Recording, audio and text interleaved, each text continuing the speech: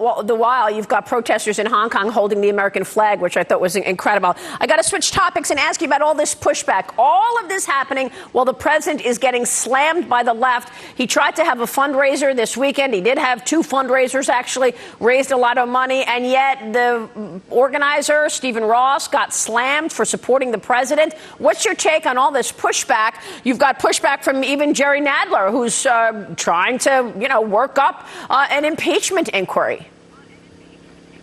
Well, Nadler says, this goes to out of touch the Democrats are. He actually announced on Friday, I think on CNN, he's got he calls it a formal impeachment inquiry actually rolling. This thing with private citizens, Castro, I think, is by far the worst because the billionaires can kind of take care of themselves. But you're seeing now elected officials, Democrats, that are starting to turn on private citizens that support President Trump. We've never had this in this country. This shows you the stability and order that Donald Trump represents versus the chaos and anarchy of the radical left. I am stunned. I come from a Democratic family. Our family were Democrats, were Kennedy Democrats for years. We changed because of the Vietnam War later because all of us went into the service.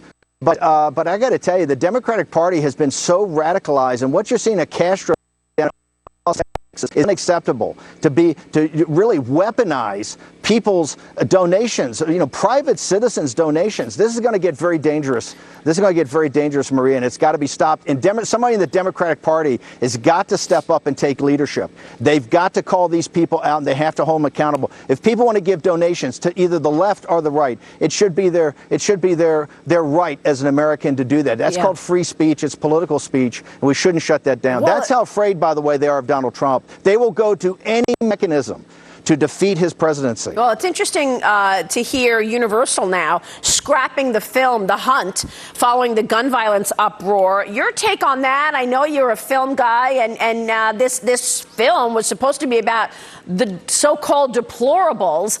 I don't know much about the film, but obviously now they're scrapping it. What's your reaction?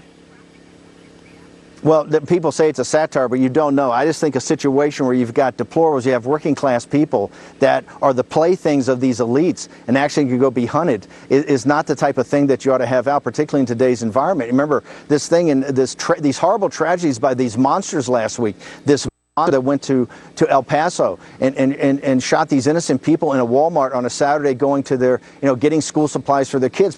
People coming from Mexico and the Hispanic Americans down in El Paso. Also the monster on the left, this Antifa supporter, Elizabeth Warren supporter, this Satanist, this anarchist who actually on people that he knew a week beforehand. In this environment, to put a film like that shows the irresponsibility of Hollywood, and Trump's called him out.